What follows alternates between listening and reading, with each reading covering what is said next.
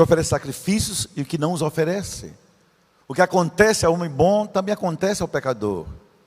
O que acontece com quem faz juramentos acontece também com quem teme em fazê-los. Por isso, para dizer, você não se sinta culpado, não tenha pânico. Isso faz parte da forma como Deus soberano escreve a história da vida e do mundo. Por isso, todos fomos pegos de surpresa e estamos aqui. Mas o bom é saber que também Jesus nos surpreende. Então eu tirei da minha dor um toque de esperança. Tirei da minha dor, da minha expectativa ruim, tanta coisa, amo tanto o pastor Nery, com algo bom. Jesus também nos surpreende. Essa é a mensagem de hoje à noite. Escute, meu irmão, minha irmã. Jesus vai lhe surpreender. Você crê nisso? Diga amém e aplaude o Senhor pela fé para essa surpresa. Ele vai lhe surpreender. Se a vida nos surpreende, o bom é que não fica só nisso. Jesus também vem de surpresa, nos visita e faz algo de bom para a gente. Então eu vou ler um texto com você, de 10 versículos mais ou menos, para você entender como é bom ser surpreendido por Deus. E eu queria fazer uma profecia desse púlpito, para quem está em casa me vendo e ouvindo, para os milhares que vão ver na semana e para você que está aqui no Espaço Gospel. Olha a profecia. Antes, escreva isso, antes que você se dê conta do que está passando, Jesus vai lhe surpreender. Antes, e no meio desse caos, você verá a visita dele na sua vida. Nisso pode crer. Vamos abrir a Bíblia em Mateus capítulo 14. Mateus 14, versículos de 22 em diante. Logo em seguida, o que foi logo em seguida? É sempre bom fazer conexões bíblicas. Jesus tinha acabado de fazer com os discípulos uma multidão, o milagre da multiplicação dos pães. Alimentou uma multidão de 5.000 pessoas. Então, houvera um milagre, houvera uma coisa de Deus extraordinária, e logo em seguida, isso tudo está em Mateus 14, antes de 13, até chegar onde nós chegamos, ao 21, Jesus insistiu com os discípulos, que entrassem no barco e fossem adiante dele, para o outro lado, enquanto ele, Jesus, despedia a multidão. Acho isso lindo, o cuidado que Jesus tem com as pessoas. Podia ser o contrário, como nós fazemos. A gente se retira e diz para alguém: cuide do povo, vá lá vocês e despeçam. Ele fez o contrário. Ele disse aos discípulos: vão-se embora, eu vou cuidar deles, vou os despedir. Eu não consigo imaginar um Jesus a não ser assim, amoroso, presente, gracioso, um pastor que sabe cuidar bem da gente. Na sequência, tendo despedido a multidão, ele subiu sozinho a um monte para orar. Olha que expressão linda. Ao anoitecer, estava ali sozinho. Olha só, a gente aprende com esse versículo uma coisa muito importante, que Jesus era um modelo de oração. Segundo, que ele orava. Terceiro, que há momentos que nós temos que orar sozinhos, que faz parte de nossas lutas com Deus, nossa intimidade com Deus, e quaisquer pessoas outras vão interferir nessa intimidade. Sozinho. Ele tinha companheiros de oração, mas naquele momento ele quis ficar só. Isso me faz perguntar a mim mesmo: Estevão Fernandes, qual foi a última vez que você ficou sozinho com Jesus em oração? Eu vou responder: fico sempre. Mas a oração precede muita coisa boa em nossa vida. Seguindo, mas o barco para onde os discípulos estavam e foram mandados já estava considerável distância da terra. Isso é longe, fustigado pelas ondas que o vento soprava contra eles. Olha a cena: Jesus ficou só, despediu o povo e foi orar. E os discípulos foram no seu barco, curtindo o que viram. Ele viu um homem pegar 5 pães e 2 peixes e alimentar uma multidão. Imagina a conversa. Gente, que coisa impressionante. Olha o que ele fez. Como a gente fica depois do culto, quando o sermão nos toca. O que é que a gente fica fazendo? Irmãos, vocês viram a mensagem de hoje? Como Deus usou o pregador. Vocês viram o louvor? Como Deus usou o louvor. Agora você imagine o que eles viram. Mas de repente o barco foi se afastando da terra. E surpreendentemente começa a soprar um vento contrário. Ou começam a soprar ventos contrários. E esse é o lado da vida. Estavam com Jesus, viram o milagre e agora estão sob ameaça. Em 1982 eu estava começando a igreja, o meu pastorado. Uma grande festa na igreja, um culto de Natal belíssimo, belíssimo. E tinha um casal na frente. Ainda nesse tempo a igreja fazia culto no templo. Não era tanta gente assim. Era o único dia que a igreja enchia, era no Natal. O templo enchia. E um casal comigo. Pastor, Feliz Natal. E quando eu saio, naquele tempo o passeio noturno era comer pizza. Eu saio com minha esposa para isso. A gente vai uma multidão, né, pitar as pessoas. Aquele casal que estava no culto estava dentro do corpo do filho que foi atropelado e morrera na noite de Natal. Imagine, acaba o culto, que culto lindo. Uma hora depois, que dor horrível. Então os discípulos, que milagre lindo ele fez. E agora segura o barco. Ele parece que vai virar. Os ventos soprando contrários. Olha na sequência do texto. Alta madrugada, Jesus se dirigiu até eles. Olha a surpresa que eu falei. Uma versão que diz na hora 9, que significa mais ou menos 3 horas da manhã. Por isso diz alta madrugada, é sempre entre 2 e 4 da manhã. Eram 3 da manhã. Jesus aparece. E Jesus vai para eles, olha, andando sobre o mar. Olha a surpresa. No meio do caos, ele aparece. Na sequência, versículo 26, quando o viram andando sobre as águas ou sobre o mar, ficaram aterrorizados. Isto é, com muito medo. Ficaram se espantados demais. E disseram, é um fantasma.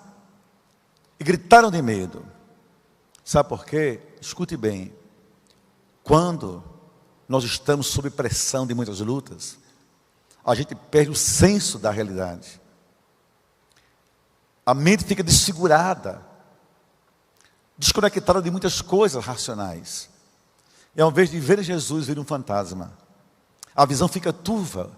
Por isso há um princípio que diz assim, para mim e para você, nunca assine um documento, nunca tome uma decisão sob a pressão de uma crise. Porque você está fora do senso da racionalidade. Você vê uma realidade turva, você vê fantasmas, onde eles não existem. E talvez Deus se apresente a você e você não perceba que ele estava ali. É um fantasma, gritaram eles. Mas Jesus imediatamente lhes disse, coragem, não tenham medo em conversão, sou eu, não tenham medo. Senhor, disse Pedro, sempre Pedro, se és tu, manda-me ir ao teu encontro por sobre as águas. Senhor, eu estou sofrendo, estou vendo água, ela me amedronta, está me ameaçando, e não és tu, Senhor? Eu quero ir até a ti, Senhor, por sobre águas. Vou enfrentar aquele que me causa medo, aquele que me ameaça, aquele que quer me afogar, aquele que quer me destruir, Senhor. Vou pisar sobre isso, manda que eu bater sobre essas águas que tentam ameaçar o nosso barco. Venha, respondeu Jesus. Então Pedro saiu do barco, andou sobre as águas e foi na direção de Jesus. Escuta essa expressão, foi na direção de Jesus. Estamos numa crise. Que direção você está caminhando? está ruim o negócio, está uma crise em casa, está uma crise no coração, está uma crise nas finanças, está uma crise na saúde, uma crise na fé. Eu pergunto, você caminha na direção de quem? Quem lhe aconselha? Quem lhe tem na mão? A quem você procura? Escute-me, por favor. A quem nós procuramos determina aonde iremos chegar. Acho isso lindo. E foram na direção de Jesus. Mas quando reparou no vento, Pedro ficou com medo outra vez. Quando olhou para as circunstâncias e começou a afundar. Interessante isso. Quando você tira o foco de Jesus, não tem como as coisas ficarem do mesmo jeito. E ele gritou: Senhor, salva-me. Ainda bem que ele gritou. O socorro tem que ser o grito nosso, antes que as águas nos engulam. Senhor, cura-me. Por isso clamar pelo pastor Nery, clamar por todo mundo que está interno, clamar pela sua vida, clamar pelo seu negócio, clamar pelo seu casamento, clamar pela sua saúde, pela sua fé. Senhor, salva-me, Senhor, cura-me, Senhor, ajude-me. E olhe na sequência do 31. De forma imediata, Jesus estendeu a mão e o segurou.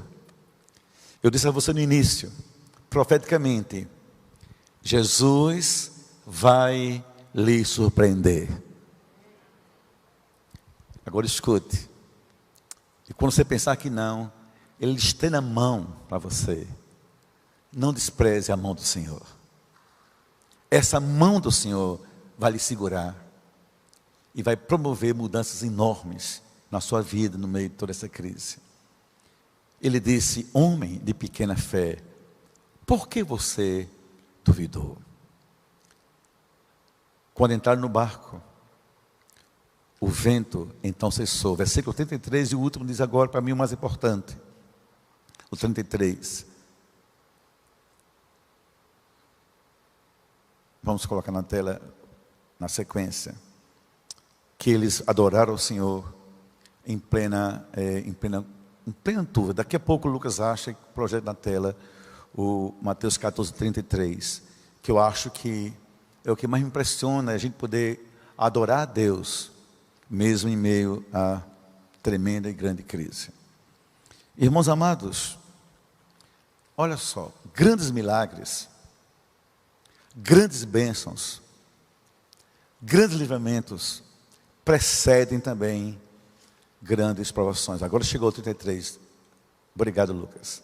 Então os que estavam no barco o adoraram, dizendo: verdadeiramente tu és o Filho de Deus. Para mim esse versículo mais importante não podia faltar. Os que estavam no barco o adoraram e disseram: de verdade, tu és o Filho de Deus. Às vezes Deus permite que nós cheguemos ao nosso limite de suportar, para extrair da gente essa frase: agora eu sei, Senhor, que tu me amas, tu és o Filho do Deus Altíssimo. Acho isso muito lindo. Então escute, grandes milagres precedem também grandes provações. Parece uma ironia, mas isso é verdade na vida. A gente contempla Deus fazer, Deus agir, Deus curar. A gente celebra ação de graças, de aniversário, de casamento, de natalícios. A gente celebra conquistas grandes na vida. A gente celebrou o final do ano, o ano novo. A gente fez uma jornada de quase 30 dias de oração intensas. Mas uma coisa a Bíblia mostra: que a sequência de grandes coisas, de grandes bênçãos, de grandes feitos, elas precedem, porque nos preparam para também provações em sequência. Os discípulos tinham assistido um grande milagre: o Senhor transformar pão e peixe em alimento para uma multidão de mais de 5.000 pessoas. E agora estão confinados em um barco. Você já percebeu que você conta na vida? Teve tempo que você tinha tantas coisas, você tinha tanta fartura, você só tinha bênção para contar, Você tinha consultório, ia 1000 por hora. Você tinha uma loja, não lhe faltava cliente. Você tinha representação, não faltava quem você fosse procurar para lhe conversar. Você tinha uma família, tudo em paz. Podia estar melhor. E você só contava bênção. Você lutou para ter um carro e conseguir seu carro. De repente você tinha mais do que eu precisava. De repente, eu tinha na igreja 5 cultos no domingo. 6 cultos, comecei a sou muito mal com um. E quando a gente vai contabilizando essas coisas, a gente tem que se preparando a nossa vida, a nossa mente para uma certeza. É que quando tudo está muito bem, está muito bem, está muito bem, a gente tende a ver muita calmaria, e o excesso de calmaria nos desarma. Nos dá uma sensação de autoconfiança, a gente conseguiu aquilo. Foi eu quem fiz, foi eu quem pude, sou eu quem faço. E de repente Deus permite também, após grandes milagres, grandes provações. Mas uma coisa me deixa nesse texto impressionado. Quando diz assim, Jesus fica e eles estão longe em alto mar. Sozinhos, sem Jesus, nós sempre corremos perigo. Para mim, essa é uma das mais certezas da Bíblia. Sem Jesus, sempre corremos perigo. E um dos maiores perigos é a autoconfiança, é o excesso de autoconfiança. Eu sei ou eu posso me proteger. Por exemplo, quando eu vejo nossos médicos da igreja, são muitos médicos e todos muito competentes e muito amados. Eles sabem o que eu estou dizendo a eles. De repente, em pleno hospital, um médico, também contaminado pelo vírus. E até médicos já morreram. Não era médico? Pastores já foram sepultados. Nesse período, eu recebi notícia de muitos colegas. E outros, como neles, estão internos. Eu não posso, 1 minuto da minha vida, escute isso, você que está em casa, 1 minuto, eu não posso descuidar dessa certeza. Estevão, sem Jesus, você corre perigo. Alfredo, doutor Fábio, doutora Alta, doutor Galileu, doutor Frank, sem Jesus, todos corremos perigo. Todos. Sem Jesus, nossa casa corre perigo, nossa saúde corre perigo, nossa vida corre perigo, porque a vida surpreende, e sozinhos vamos ser pegos, desarmados. Houve um momento que o vento soprou, mas Jesus estava no barco. Não havia perigo, ele estava no barco, mas agora ele está longe do barco. Então a pergunta é essa: como é que está a nossa comunhão com Jesus? Que certeza nós temos que Ele está conosco? Porque o buscamos, porque o cultuamos, porque o adoramos, porque o celebramos, porque o amamos, porque o invocamos. Vem, Senhor, salva-me. Vem, Senhor, cura minha família, protege minha família. Para dizer, não tenha autoconfiança. Sozinhos, sem Jesus, todos corremos perigo. Todos. Que como disse Salomão, e a gente leu em Eclesiastes, que quando vem o mal, vem também sobre todos. Mas sem Jesus, nós corremos perigo. Ele disse algo muito grande. Ele é como um tronco. Ele é forte. E nós temos que ser galhos ligados a esse tronco. E não tem coisa mais triste do que ver um galho secar-se e morrer quando é cortado o tronco. E usando essa imagem, essa linda metáfora de uma árvore, ele diz: não se afastem de mim como tronco, porque sem mim nada podeis fazer. Veja, por favor, João 15,5, quando ele conta essa linda ilustração. João 15,5. Eu sou a videira, vocês são os ramos, os galhos, depende da linguagem que queiramos dar. Se alguém permanecer em mim, e eu nele, tal pessoa vai dar muito fruto, porque sem mim, vocês não podem fazer coisa alguma. Então a gente, de precaução, Uso a máscara, eu a tenho comigo, só tiro para pregar. De precaução a gente lava as mãos, isso eu faço de forma quase que neurótica. Eu acho que faço já de forma neurótica tanto. Eu lavo tantas mãos que nem sei mais como é que eu queria dormir numa pia. 4 banhos por dia, invariavelmente. Toda vez que sai um banho, alguma coisa no banho, de manhã um banho, hoje à tarde um banho, daqui a pouco outro banho. E as mãos sempre. Mas eu tenho que saber, sempre álcool em gel, sempre álcool 70, sempre sabão. Mas isso não me basta. Sem Jesus, eu corro perigo. Sem Jesus, corremos perigo. E eu pergunto a você que me escuta, com muito carinho, você em casa e aqui. Como é que está nessa época de crise, tão difícil, a sua relação com Ele? Como é que você pensa sobre esse versículo? Sem mim, vocês não poderão fazer coisa alguma.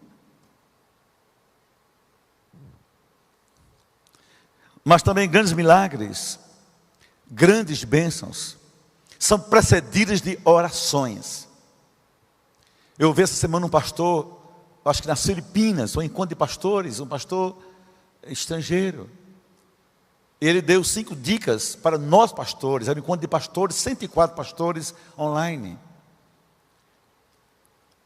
Para igrejas e ministérios e nós. Ele disse, a primeira coisa a fazer é isso: leve a igreja a orar. Leve a igreja a orar. Por isso que eu estou falando em volta do culto de oração. Porque não existe milagre que não seja resposta de oração. Não existe milagre sem oração que lhe preceda. Não há vitória sem oração. Não há. E todos nós temos que ter essa certeza em casa, orar em casa de verdade com a família. Orar sozinho no quarto, orar no carro, orar na igreja, orar o tempo todo. Esse texto me dá essa lição. Olha só, Jesus estava lá, despediu e foi orar. Ele é onisciente. Ele sabia o que ia acontecer. Ele sabia que a oração preparava para o que ia acontecer. E ele sabia que só poderia andar sobre águas e fazer alguém andar sobre as águas se a oração chegasse primeiro. Não queira milagre sem oração. Não queira vitória sem oração. Você não as terá, não o terá. Não queira livramento sem oração primeiro. Não faça de Deus simplesmente uma coisa que você se utiliza porque está difícil. Você tem que orar para conviver com Ele e saber, dele procede a força, o poder, o livramento, a proteção, a direção, a soberania. Ele surpreende aqueles que oram e sabem, Ele vai chegar no tempo certo.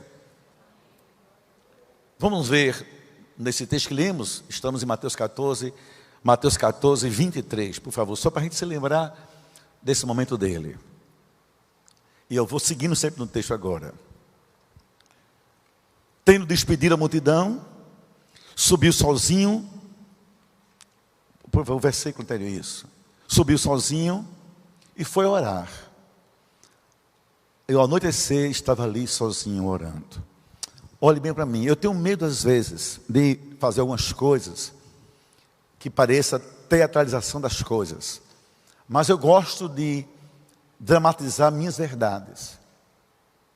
Porque eu entendo que se elas são verdadeiras, elas lhe ajudam a fazer não o mesmo, mas ir na mesma direção. Você imagine, estamos aqui nessa noite. Daqui a pouco você chega em casa. Você é pai, você é mãe, você é esposa, você é marido. Você é funcionário, você é um empresário. Você é médico, você é paciente, não importa. Agora imagine a cena, você chega daqui a pouco em casa, tira a roupa, troca tudo, vai para o banho, vai para a televisão, vê o restinho de Silvio Santos, do Fantástico ou de qualquer porcaria dessa. Agora olha a diferença, olhe bem para mim, entenda o que eu vou dizer a você. Você chega daqui a pouco em casa, sai do culto, troca de roupa e faz isso. Liga a TV e vai para o quarto orar. Diz, pai, amanhã é segunda-feira. Proteja meus filhos. Cobre eles com o sangue de Jesus. Proteja minha casa, minha esposa, meu marido, meus negócios. Pai, eu vou dormir na certeza. Tu vais nos surpreender.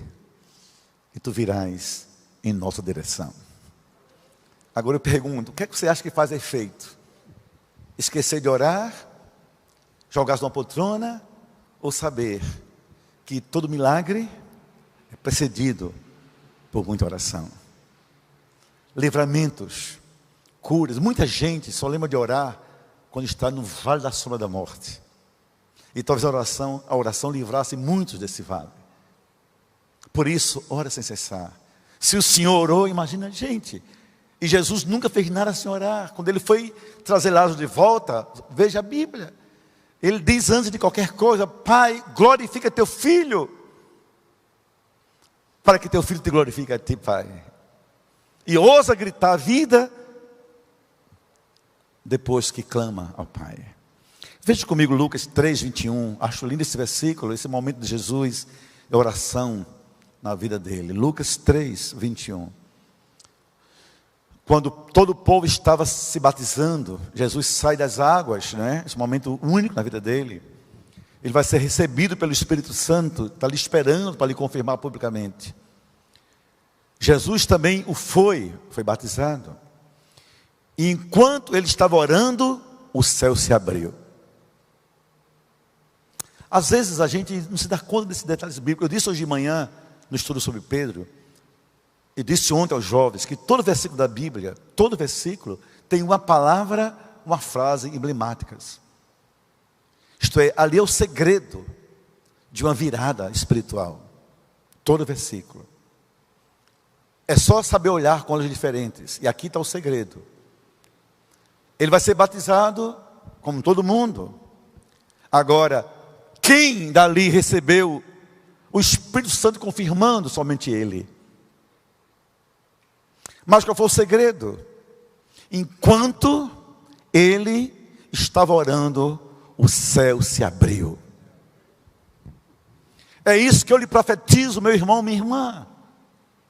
Se você quer ver na sua vida, na sua casa, nesse tempo de crise, o céu se abrir, isto é, Deus abençoar, ore. Enquanto você ora, o céu se abre para você. Enquanto você ora, Jesus vem na sua direção. Enquanto você ora, Deus faz milagres. Eu acho lindo isso. Enquanto ele orava, o céu se abriu no movimento. Batei e abre-se-vos-á. Pedi e dá-se-vos-á. Clama a mim e responder-te-ei. Clame a Deus. O céu vai se abrir na sua vida. Que coisa linda, que promessa linda. Por isso, só Jesus. E agora, já estou indo terminar.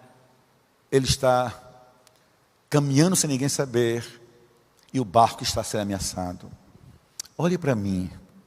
Acredite no que eu vou dizer. Isso, eu não sou adepto da neurolinguística, ainda que respeite. Nem sou coach, ainda que respeite. Eu sou adepto do poder da palavra de Deus. E quando eu falo, quando eu digo assim, palavra profética, não é uma invenção mística, não. É que eu creio no poder daquilo que se diz a partir da palavra de Deus. Você precisa crer que o céu vai se abrir na sua vida. Uma coisa de fé. Aí agora o que vai acontecer? O barco está sob ameaça. E daí? Para dizer, ainda que sopre o vento, você não está só. Meu irmão, minha irmã, escute-me. Você tem que crer que Jesus vem na sua direção. Você não sabe quando vai chegar, porque ele surpreende. De repente, ele resolve fazer surpresa. Outras vezes não. Ele mandou recados para João. Vai lá e diz esse cara isso. Ele manda recado para a gente pela sua palavra. Mas de repente, ele é soberano, ele decide surpreender. E você não sabe. Às vezes, aquela causa tão difícil, aquela dor quase incurável, aquela lágrima que não tem jeito, você não sabe o que Ele está preparando para você. Você não sabe. Você não tem ideia. Porque Ele caminha na sua direção. Olha o versículo 24 de Mateus 14, que coisa impressionante.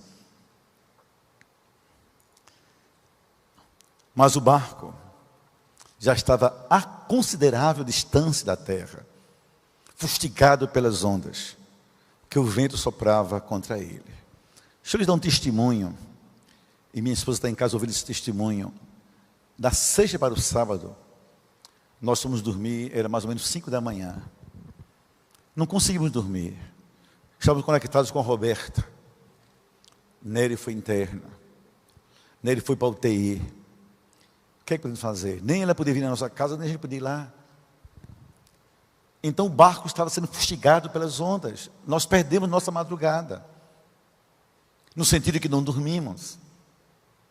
Era, Roberta, liga para a gente. Faça isso. Liga para a gente, faça isso. E nele, na madrugada, eu acho que 2 da manhã, conectou um grupo de 5, 6 mulheres da igreja. E de repente um clamor em plena madrugada lá em casa. Todo mundo orando pelo pastor Nery. Porque o barco estava sendo fustigado. Mas eu e ela sabíamos, Jesus virá em nossa direção. Estavam longe da terra. Coloque mais uma vez o versículo na tela. Porque o vento soprava contra ele. Que ventos você identifica que sopram contra você nesse momento? Quantos ventos? Quantas incertezas?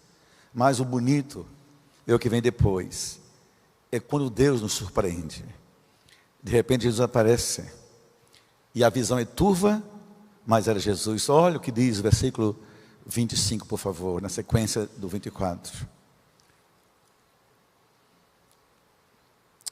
Alta madrugada, Jesus dirigiu até eles, andando sobre o mar.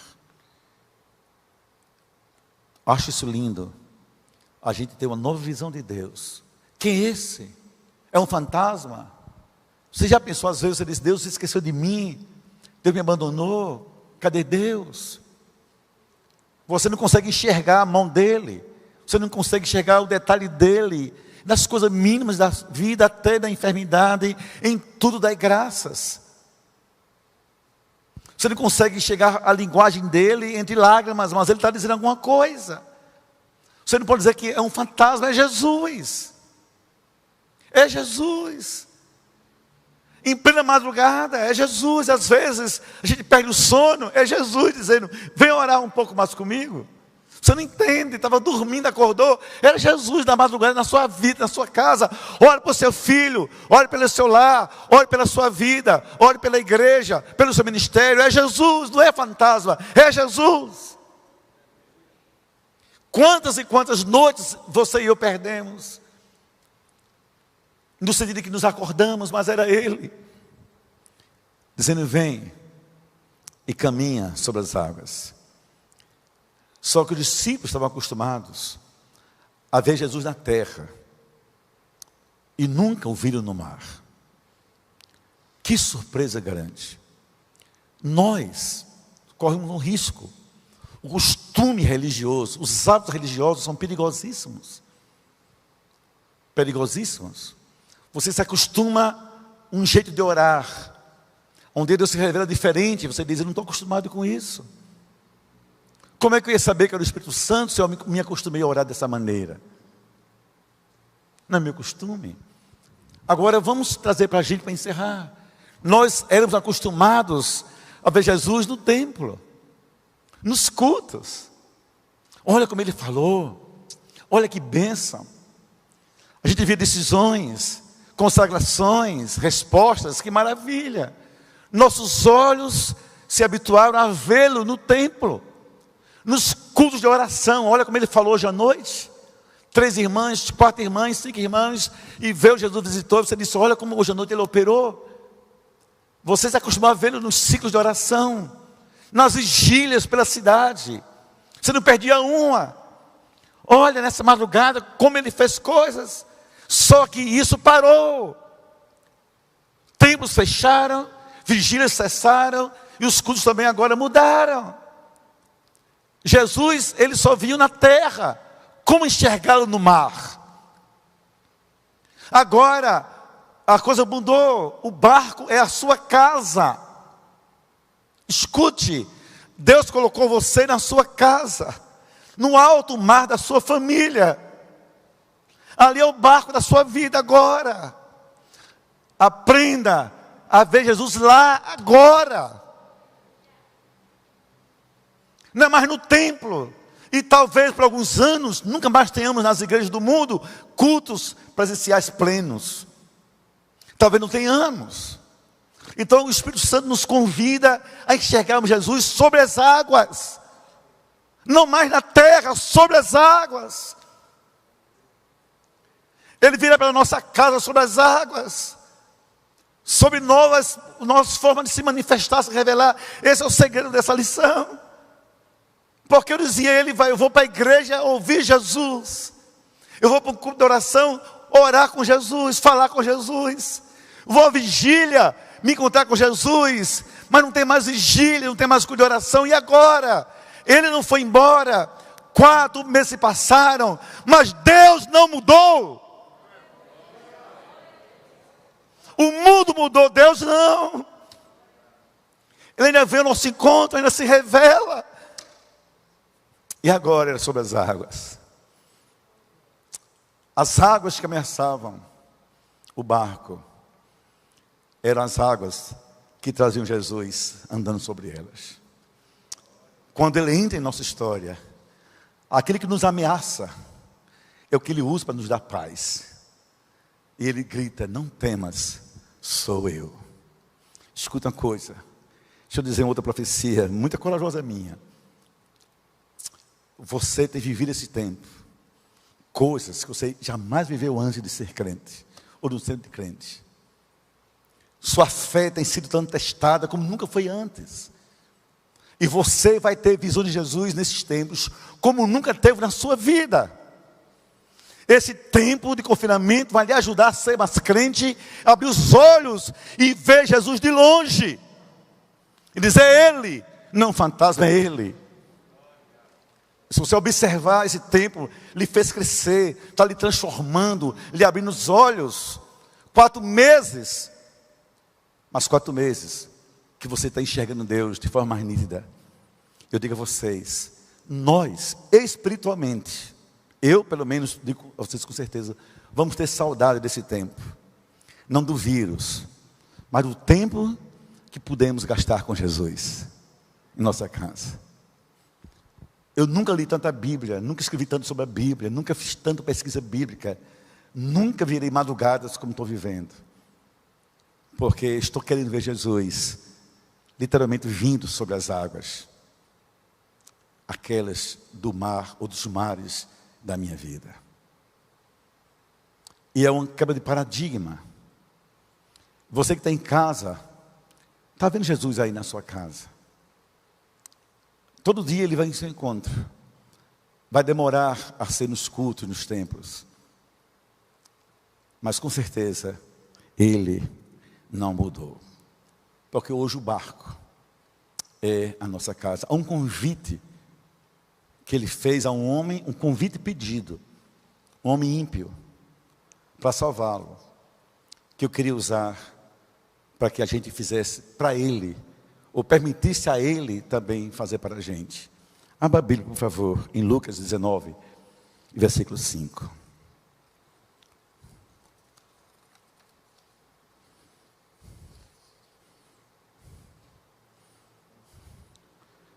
Jesus tem um encontro com Zaqueu. Zaqueu todo errado. Mas o segredo, eu disse a vocês, todo versículo tem uma palavra-chave, uma frase emblemática. Jesus diz assim a Zaqueu: Zaqueu, desce depressa. Isso menos importa. O que importa é que ele vê agora. Porque hoje eu quero ficar na sua casa. Escute. Eu estou lhe dizendo de forma profética. Não feche as portas da sua casa para Jesus nessa pandemia. Porque lá Ele quer ficar. É lá que ele quer ficar. Sabe por quê? É lá que ele precisa ficar. Porque lá na sua casa, a partir desse tempo, vai ser lugar de milagres. Todos nós veremos no mundo, a partir de agora, de então, uma transformação do agir de Deus, da geografia do Deus Altíssimo. Milagres não serão mais nas catedrais, nos congressos, nas conferências de milhares, que eles não acontecerão mais, por algum tempo. Se você quer ver milagre, não corra para os templos. Não force a barra em vigílias que não acontecerão. Escute, em nome de Jesus, acredite. A sua casa, a minha casa, será lugar de milagre de Jesus. Vamos ficar aí muito tempo. Ele diz: Estevão, Ana Cláudia, Alfredo, José, Antônio, hoje me convém entrar na tua casa. Deixa ele entrar. Deixa ele entrar. Porque numa provação, o que a gente mais precisa é da certeza: Jesus está por perto. São 3 certezas. Ele vai me ouvir, ele vai vir, e ele está perto. Ele chegou. Senhor, me socorra. Ele vai me ouvir. És tu, Senhor. Ele está chegando. Seja bem-vindo, Senhor. Como cantamos, a casa é tua. E eu queria que você levantasse a mão, todos que estão aqui me vendo, que ora assim: vem Jesus morar na minha casa. Dê glória a Ele, aplauda Ele com força, com alegria.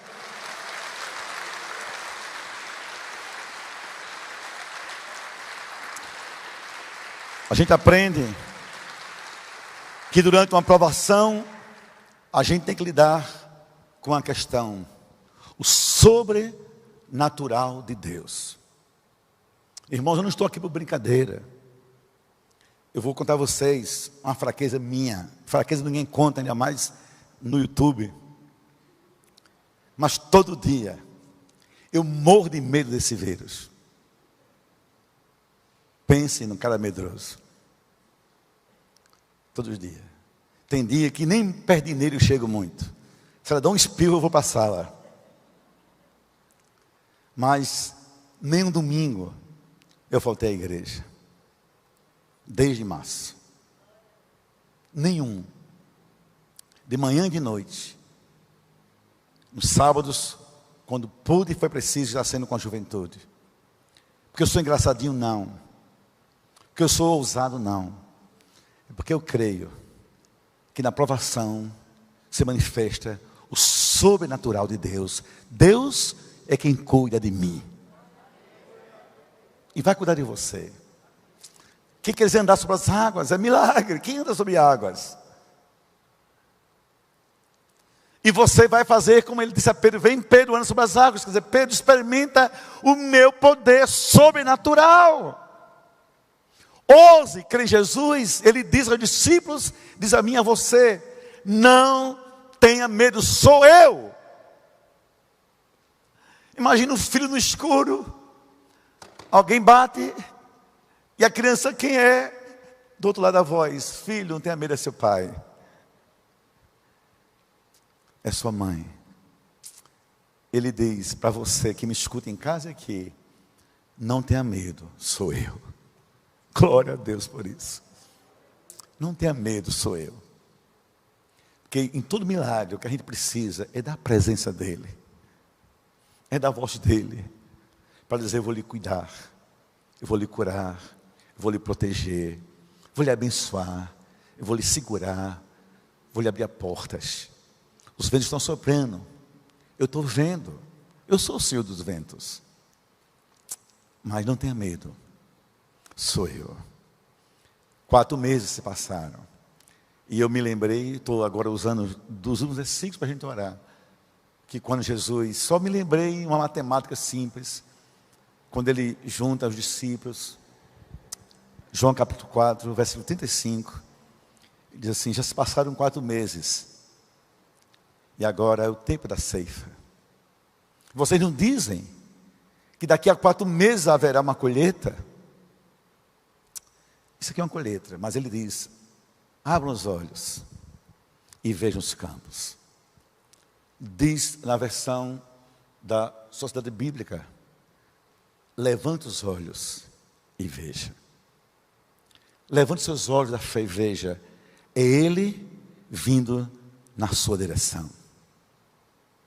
Levante os olhos. Levante a alma. De verdade. Levante em você o louvor. Levante em você a alegria. Levante em você a esperança que Ele move cada dia. Em cada área da sua vida, levante mesmo os olhos. Para enxergar, não um fantasma, é Ele. E Ele vai dizer: sou eu, não tenha medo.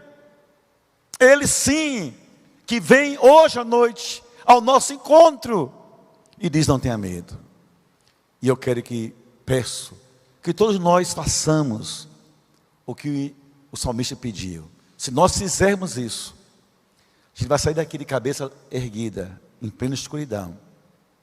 Com certeza, Ele está vindo ao meu encontro. Ele chegou. E Ele transforma a pandemia em celebração, o caos em ordem, a dor em festa, porque Ele é maior que os ventos.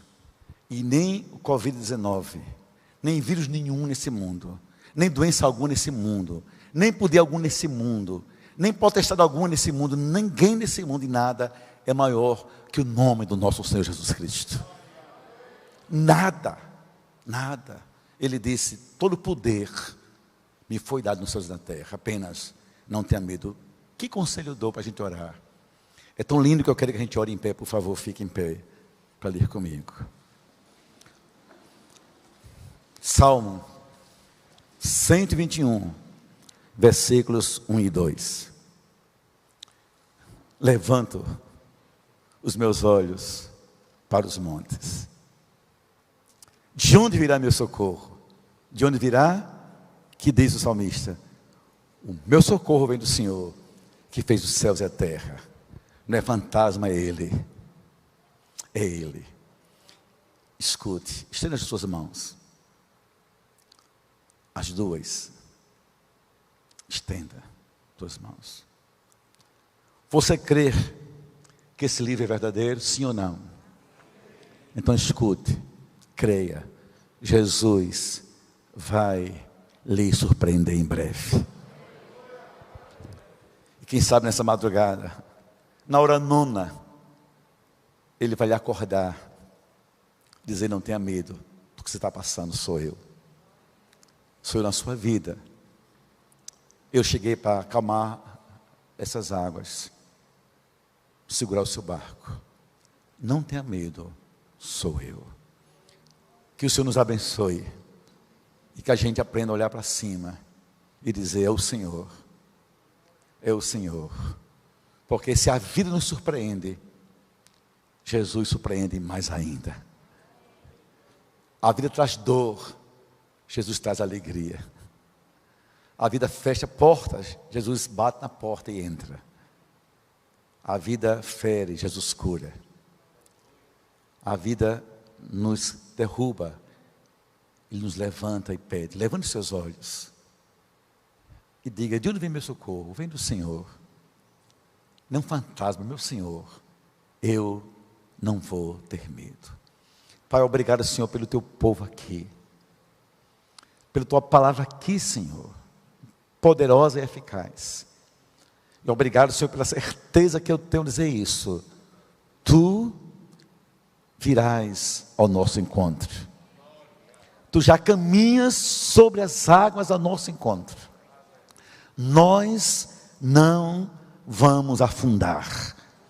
Nem o negócio, nem o escritório, nem a loja, nem o trabalho, nem a vida, nem a fé, nem a esperança. Nós não vamos afundar.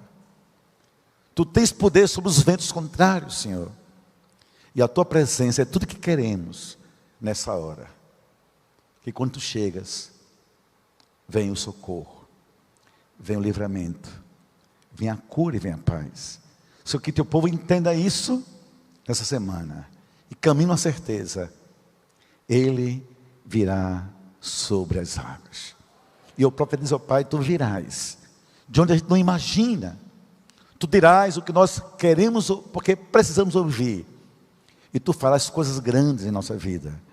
Nós vamos nos surpreender. E para dizer, não era um fantasma, era o meu Senhor.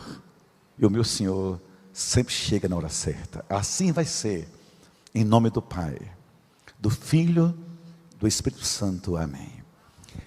Pode baixar a mão, eu queria uma bênção especial hoje. Sabe como eu quero uma oração especial? Todo mundo vai olhar para mim e vamos encerrar o culto juntos, profetizando para a nossa vida, nosso lar, nossa casa, tudo que nos envolve. O Salmo 23. Amém? Você crê nisso? Vamos lá. Eu nem sei se vai ser projetado, mas eu acho que você sabe de qual como eu, então vamos lá. 1, 2, 3. O Senhor é o meu pastor, nada. Outra vez. É o meu pastor, nada me faltará. Deitar-me faz em verdes pastos. Guia-me mansamente às águas tranquilas. Refrigera a minha alma e guia-me pelas veredas da justiça, por amor do seu nome. Ainda que eu andasse pelo vale da sombra da morte, não temeria mal algum, porque tu estás comigo. A tua vara e o teu cajado me consolam. Preparas uma mesa perante mim, na presença dos meus inimigos. Unges minha cabeça com óleo, meu cálice transborda. E certamente que a bondade e a misericórdia me seguirão todos os dias da minha vida. E eu habitarei na casa do Senhor para todo sempre. Amém. Dê glória a Ele, aplauda a Ele. Glória a Ele, aplauda a Ele. Vão em paz. Boa semana, até domingo. Deus abençoe a todos.